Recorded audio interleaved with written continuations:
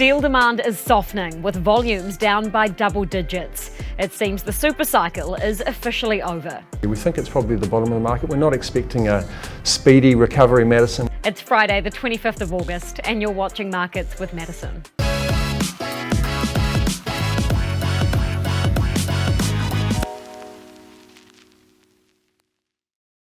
It's been a big week on the tools. On Monday's show, you heard the boss of Fletcher Building talk about a slowdown in residential and commercial construction, while that's also being felt by building product suppliers.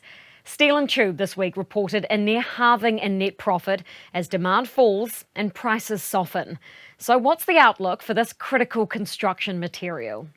Steel is used in engineering, manufacturing and reinforcing, to beams in buildings, to the roofs on our homes.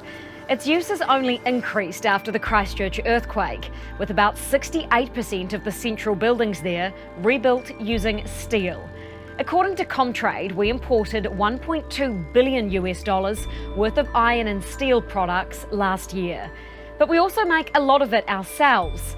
Producer New Zealand Steel, part of Australia's BlueScope, makes about 670,000 tonnes of steel a year for mostly domestic consumption at its Glenbrook steel mill south of Auckland, using iron sand from the Waikato.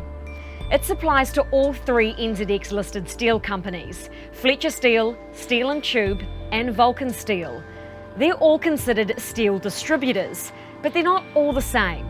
They all process plates and coils and produce engineering steel. But only Steel and Tube and Vulcan make stainless, and only Steel and Tube and Fletcher make reinforcing steel. Steel and Tube and Fletcher compete on roofing and wire products, but Vulcan doesn't play in that space. What they're all experiencing though is a downturn in sales. Vulcan's warned its volumes are 13% lower this financial year, and Steel and Tube reported a 12% decline. Forsyth Barr expects its volumes could keep falling by between another 5 and 8%. Steel and Tube is preparing for that possibility by selling off stock and keeping cash after adding millions of dollars worth of inventory during the pandemic. Chief Executive Mark Malpass told me on a tour of its roofing factory this week that it's coming off a commodity supercycle and consumption and production could stay soft for a while. Hello Mark, how are you? Good, thank you. Thank you so much for having us in your beautiful factory. I love stuff like this. Thank you, you're very welcome. Now you've called this the end of the supercycle. Can you tell me how sort of sharp the change is, and what are you seeing in your business now that you haven't seen for say the past 2 crazy years? So what we've seen over the last few years, particularly a lot of the demand is driven out of China. So China is, a significant consumer of steel. They consume over half the world's steel and actually produce about half the world's steel as well. So, as China's cooled through the lockdowns, we've seen, significant changes in the market, particularly over the last 6 months where, pricing has come off as a result of, China's cooling.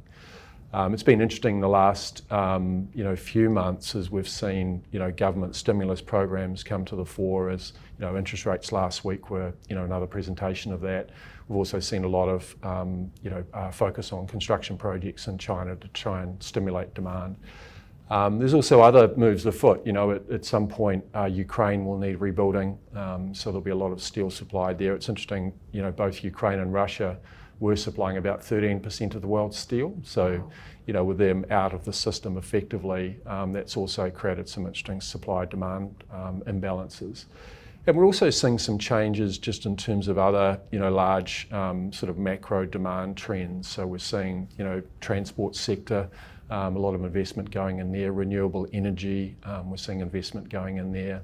So, quite a few changes afoot just in terms of demand as well that are, changing those balances. And so when you bring that back to New Zealand, we've had some very strong demand, particularly the 2022 financial year where we saw a real super cycle of investment post-COVID, with all of the money printing that, there's a lot of infrastructure projects going on, and a lot of cash in the system for projects. So we've come off that super cycle now, and what we've seen is generally the industry sort of had built a lot of inventory for us to satisfy our customers to make sure that we could deliver and supply. And so as the markets change, we've seen some destocking occurring over the last 12 months. And so we've tried to get out ahead of that, commensurate with the destocking. As ports have opened up and there's less congestion in the system, we've also seen demand moderating. And so those two factors have been playing together, which have meant volumes have come back a little bit, but have recently stabilised, and sort of we've found a new kind of floor to the market, if you like, in terms of activity, and that's supporting pricing at the moment. So yeah, that's sort of an overview of what's been going on. Firstly, on that China piece, what are you thinking when you see what's happening in China at the moment? Some of their big property companies are not looking too good at the moment. Does that mean anything for steel and tube? Look, I think as I mentioned, it's really a globally traded, commodity. So you'll see different changes in settings, and I think the Chinese economy will figure its own pathway out. It is a massive economy and a real driver of demand, and there's significant investment being spent and infrastructure projects underway and are still ongoing. Like any market, you'll see different things occurring within the market depending on the sectors, whether you're in the manufacturing, construction, infrastructure.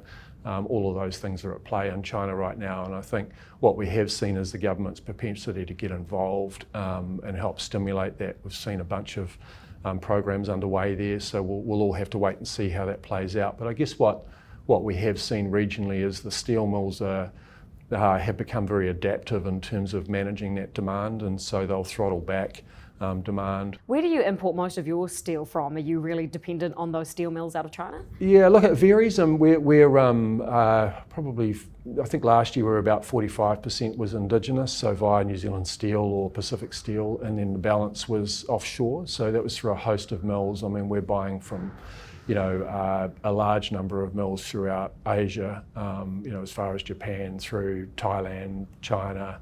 That diversity is necessary because there's a wide range of products obviously we're importing into the country, but also from a pricing procurement perspective, it makes sense for us to be procuring. So we spend a lot of our time and energy around just freight, mills, what mills we're buying from, and the laneways into New Zealand and the most efficient way to bring that into the market here. I do want to talk to you specifically about pricing. It hit as much as nearly 6,000 Chinese yuan in around 2021. Right. Currently it's down to about sort of 3,600 when I checked this morning, which is sort of around 2020 levels. Yeah. Talk me through what that pricing picture means and how much is demand playing into that as well? Yeah, look, demand supply is a major factor here. What we saw last year is that prices kind of, this actually June, July 2023, we saw prices kind of ramping up. By November, December, they were kind of at an all-time peak. We've now seen some softening through to May, June this year, and since then we've seen prices kind of increasing again. This is in US dollar terms. Now, if you look in the Kiwi dollar, with the softening that's been occurring versus the greenback, of course that's putting pressure on prices, although even today in some categories we are seeing reductions coming through in New Zealand. But there's a bunch of factors that play into that. You've got global shipping, freight rates. We've seen those come off, although June kind of bottomed out and they've now started increasing again as fuel costs have come up, as compliance costs have increased. So there's a number of factors at play that come into pricing, but ultimately demand and supply is probably the biggest indicator of prices here in New Zealand in any market. You're going through a bit of an inventory unwind, as you mentioned at the moment. What is that desire to destock? Is that something that you're driving because you want to get rid of inventory, or is that purely because demand is dropping off? We spend a lot of time just looking at our inventory positions. Inventory as a trading company is a really important part of our cost structure. So we have worked very hard to try and what we call our tonnes turns, so the amount of inventory we hold on the ground at any one time, and we've managed to get that down to somewhere between 3 and 3.5 months at the moment, which is really critical because a lot of our cash is obviously consumed in the amount of inventory that we're carrying, and so we've, through our operational practices, our what we call S&OP, so our supply operations planning processes that we've been able to digitise, and there's a lot of analytics that goes in behind this to understand what customer demand may look like in 3-6 months' time, how much inventory we need to buy, which often has very large minimum order quantities and long lead times, and so there's a lot of math in the middle of that and operational practices that you need to get right to be able to just have the right amount of product at the right time for the customer. And so our role in sort of breaking bulk, if you like, so buying in bulk, buying well, really good pricing, and then pushing that through to 12, 14,000 customers is really critical. And pricing matters on that front, right? And this is the sort of risk that I want to understand. What is the risk of holding too much? Yeah, look, there's quite a lot in that. It's again back into supply demand. I was talking about steel mills earlier, but certainly as a distributor as well, what product you've got on the ground for what's required for what customers at a given time is really important. And so our salespeople do a great job of forecasting. They know what projects are out there. We're tendering, between 200 and 300 projects every month. And so we're estimating what we're going to win, what materials are required for those wins, and buying to that. So that's part of the art of business, right? Is sort of, being very close to your customers and understanding what they need, where your value proposition is going to be stronger than your competitors, and that's the game that we play on a daily basis. Speaking of competitors, your two biggest, I believe, are Fletcher Steel and also Vulcan Steel. Where do you sit in terms of market share, and how much pricing power do you have compared to them? Yeah, it's a fair question. I guess we're quite different companies. What we've really focused on is what we can control ourselves. So, we've had a really good year. We have demonstrated that we've been able to contribute, positive or solid performance even in a very challenging environment. So we spend a lot of time on the things we can control, right? So our employee value prop, how our people are operating, making sure that we're creating great career opportunities for people, that we're training people well. If you get those things right, typically you win in the market. So you don't care about competitors, I take it? Of course, competitors are relevant, but we've all got slightly different value propositions, and so we're very clear on, I mentioned our two-pathway strategy where, that strengthening the core and also investing in high-margin products and services. We know where we want to win, and that's where we focus our efforts. Demand is down double digits. You're not alone. The entire industry is feeling that. Yeah. How much worse are you expecting that to get? Yeah, look, we think 2023 is probably the bottom of the market. I mean, we've had a challenging second half to the 2023 year, so up till June 30.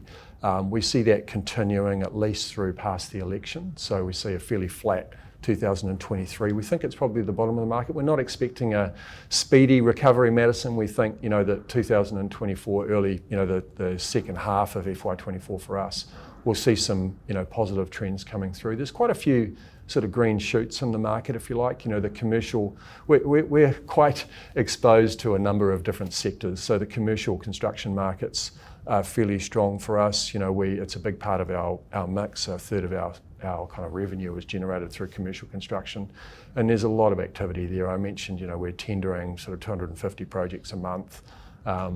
What we are seeing is the density of product in those tenders is increasing, so a lot more tons of steel, if you like, which is really playing into the infrastructure programs. The government has announced the $6 billion Build Better program, in response to the weather events that we had earlier in the year. We know we've got a $71 billion pipeline of infrastructure projects coming up, so that infrastructure piece is a really important part of our mix. And I guess the other major segment for us is manufacturing, and our manufacturers, although the first sort of half of the calendar year has been fairly soft for them in terms of the indicators that we look at, PMI and things like that, we know that there's real strength in our manufacturing base in New Zealand, and we expect that to start turning in the coming months. And so, all in all, we're sort of seeing a fairly flat year in 2023. We know that we can perform well even in a fairly soft environment, so we're fairly confident about our future. I think anyone who's been around a while will have reflected and will have understood that really during a recession the two things that matter are your balance sheet and your cost structure. And so we've worked really hard to try and make sure our balance sheet's in great shape. And it is. We are sitting on cash, and I was with analysts yesterday, and of course you get the usual questions about, hey, can we have some of that back, or can you spend it on something? So, but we just in this environment, we think it's the right thing to do to sort of preserve cash. Well, I'm keen to go down there and look at some myself. Great. I look forward to showing you around. Thank you so much for your time, Mark. Thank you. Vulcan Steel reports its full year result next week on Tuesday, the 29th of August. It's already downgraded its guidance. Earnings are expected to come in between $205 and $209 million, and net profit at between $86 and $89 million. Plenty of other company results still to come, so let me know if you have any questions about a specific stock. Now go put your money to work.